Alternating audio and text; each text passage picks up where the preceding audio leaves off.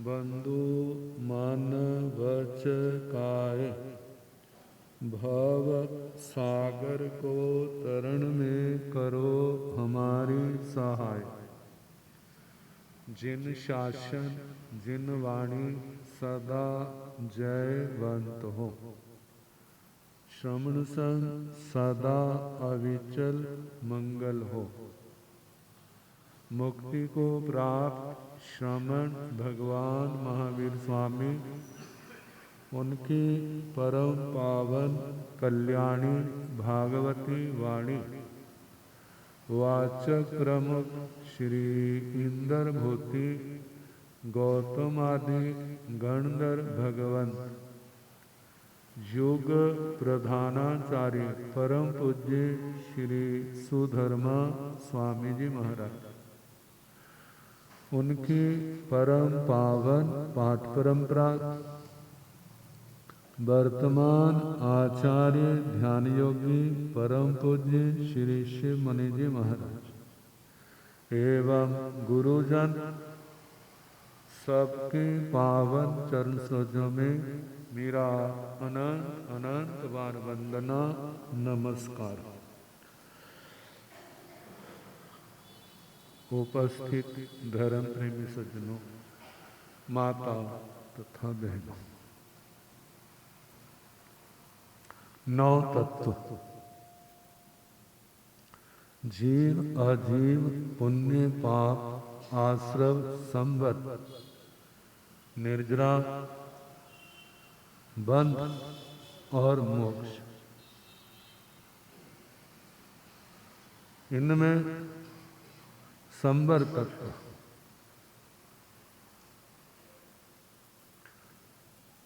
जिसमें 12 भावनाओं का वर्णन चल रहा है।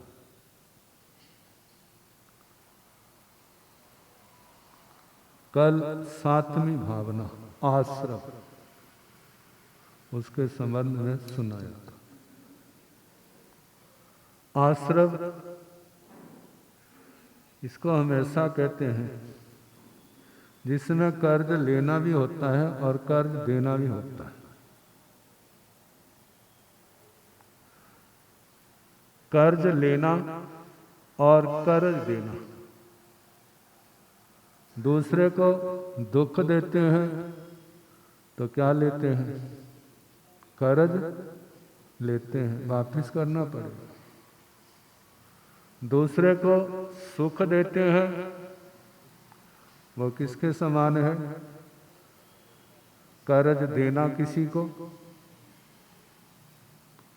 जब अपनी चीज दूसरे के पास जाती है तो दुख लगता है, जब दूसरे की अच्छी चीज अपने पास आती है तो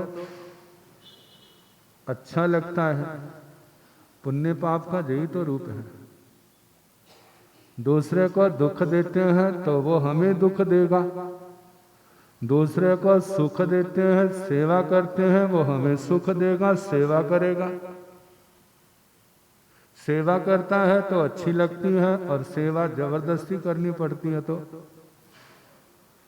दूसरे का दुख दुख के रूप में आएगा, तब जीव की क्या दशा होगी? क्योंकि जो स्वयं दुख दिया था वो तो भूल गया, अब दूसरा दुख दे रहा है। अब वो सोचता सारे मेरे दुश्मन है, मैंने किसका क्या बिगाड़ा? कहते तू भूल गया है तो बात अलग है, यदि बिगाड़ा ना होता तो आज ऐसी दयनीय दशा ना होती। जय पुण्य और पाप का आश्रव। पाप का आश्रव कांटों की शैया के समान है और पुण्य का आश्रव जो है वो फूलों की शैया के समान है। फूलों की शैया अच्छी लगती है, नरम होती है, और कांटों की शैया तिखी होती है, चुभती है, नींद नहीं आती। दुख की यही तो दशा है। अब संसार को पार करना है तो हम इन सब बातों की जानकारी हो। जब 5 प्रकार के चारित्र का पालन करेगा जो आत्मा, तो नाना प्रकार के परिसय आएंगे, तो उन परिसयों को कैसे सहना? मैंने दुख दिया है तो दुख ही तो मिलेगा। यदि मैं इनका उग्रता के साथ प्रतिकार करूंगा तो पुराने कर्म तो पता नहीं कटेंगे नहीं कटेंगे, लेकिन नए कर्म और अवश्य बनेंगे। जब पुण्य के फल के रूप में भौतिक सुख आते हैं तो उस समय सोचना जे दल दल है,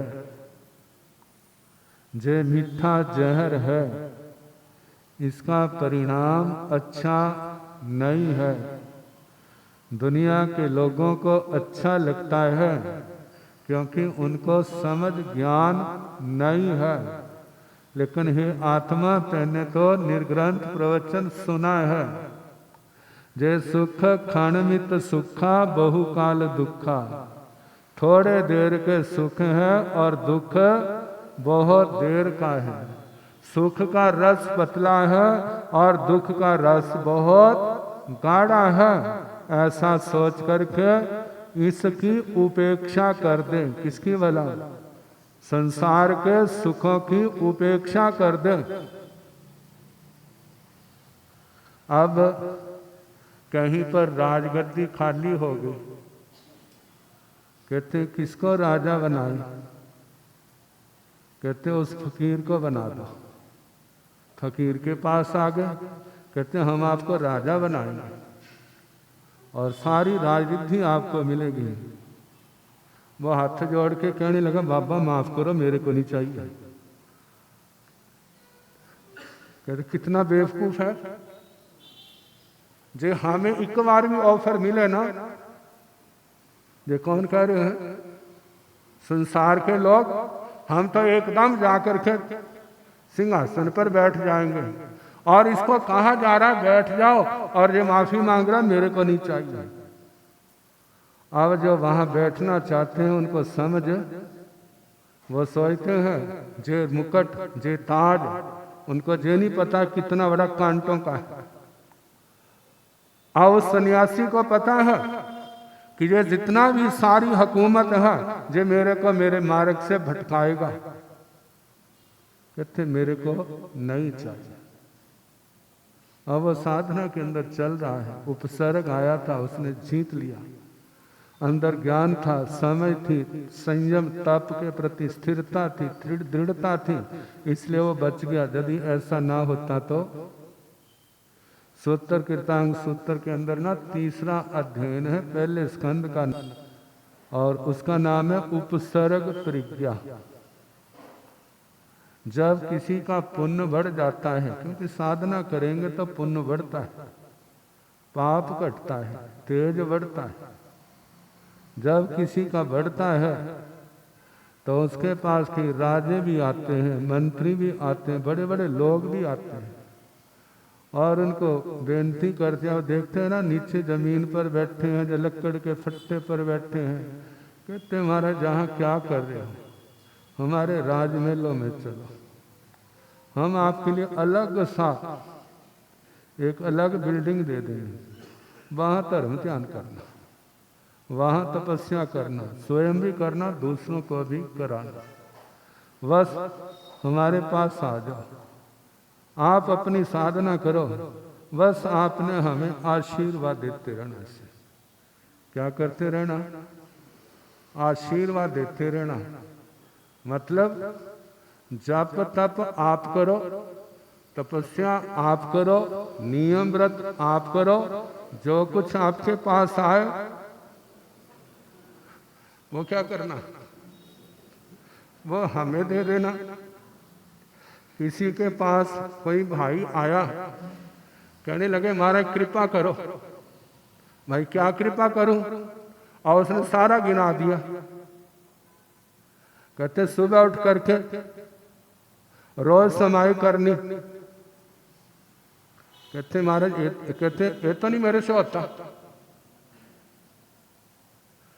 कहते ऐसे कर, 1 महीने में 2 पोषण करने। कहते ये भी मेरे से नहीं होता। आप जितना गिनाया, कहते मेरे से नहीं होता। कहते ने मेरे को पागल समझा है? कमाऊं तो मैं और खाऊं कौन? खाए कौन? कहते नहीं होता तो जा, जहां क्या करने आए? एक संतों के पास भाई आया, कहते महाराज हमारे को मोक्ष का शॉर्टकट रास्ता बताओ। कौन सा रास्ता? आप भी तो सोचते होंगे ना, महाराज जी शॉर्टकट रास्ता बताएं ताकि हम सीधी उडारी जहाज के तरह उडारी लगा करके क्या हो जाए, वहां पहुंच जाए। तो संत कहने लगे अरे तेने हमारे को मूर्ख समझा है। कहते क्यों महाराज?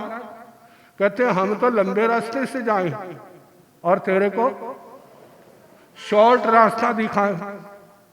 तो हम लंबे रास्ते से जाए तो इसका मतलब हम मूर्ख हुए, और तेरे को सीधा रास्ता दिखा दे। कहा कोई सीधा रास्ता नहीं। भगवान ने दो प्रकार का धर्म कहा, एक साधु धर्म और श्रावक धर्म। यदि आपने शॉर्ट रास्ता लेना, जल्दी पहुंचना है, तो अभी साधु बन। क्या कर? अभी साधु बन। जितनी जल्दी बनेगा, जितनी साधना करेगा, उतनी जल्दी मोक्ष पहुंचेगा। और यदि आपने जल्दी नहीं है तो फिर श्रावक धर्म, वहां पर स्वाध्याय कर, धर्म कथा कर, गुरुओं की सेवा कर, अणुव्रत पाल, गुणव्रत पाल, शिक्षा व्रत पाल, वहां प्रतिक्रमण कर, तपस्या कर, जितनी होती है उतनी कर। लेकिन इसमें टाइम ज्यादा लगेगा और दोबारा पूछने की हिम्मत नहीं हुई उसको, क्या बोला शॉर्टकट रास्ता कौन सा है?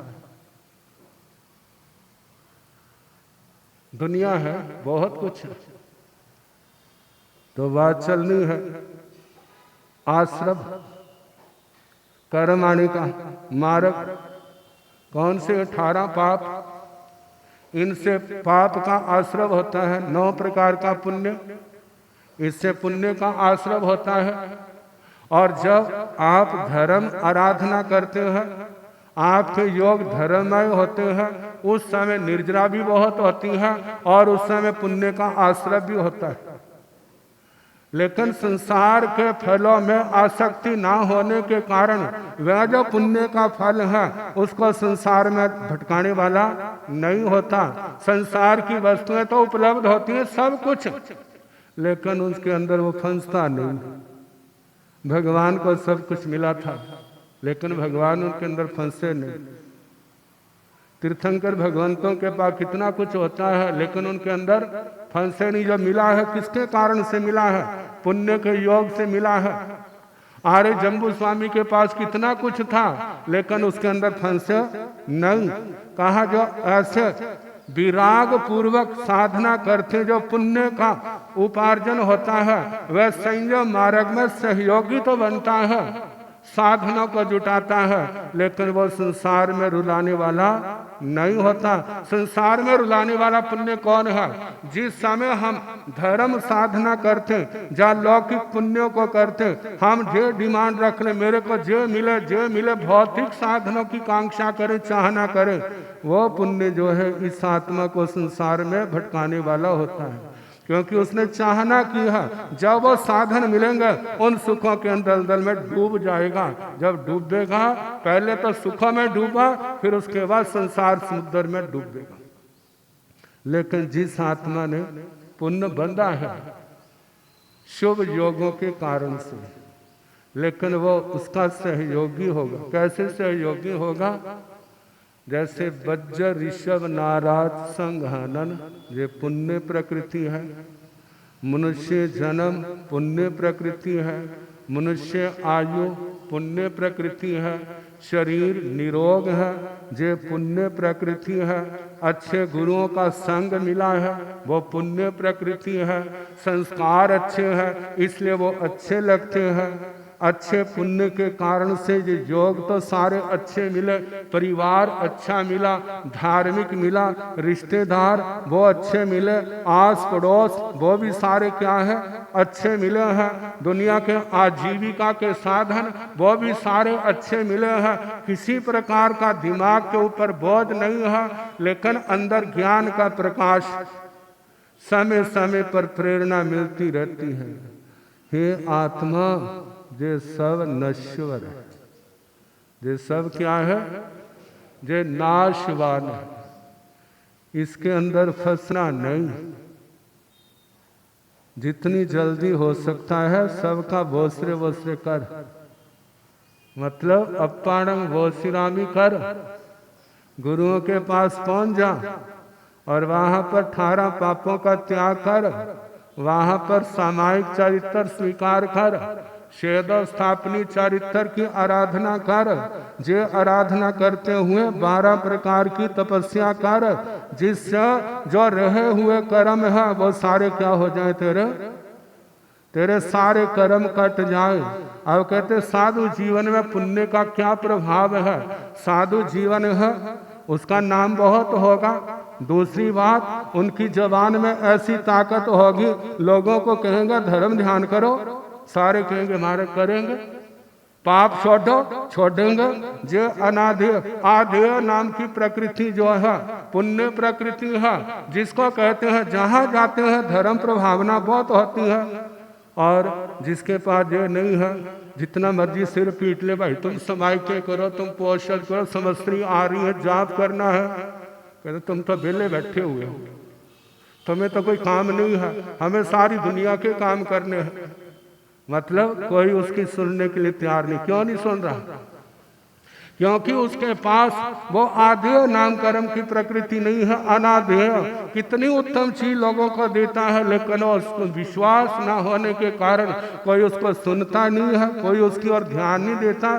तो पुण्य प्रकृति ने कितना रंग दिखाया, लेकिन ये रंग कैसा है, संसार में डुबोने वाला नहीं है, स्वयं तरने वाला है और औरों को तरने की प्रेरणा देने वाला है। तो आश्रम के कारण से पाप का आगमन भी होता है, पुण्य का आगमन भी होता है।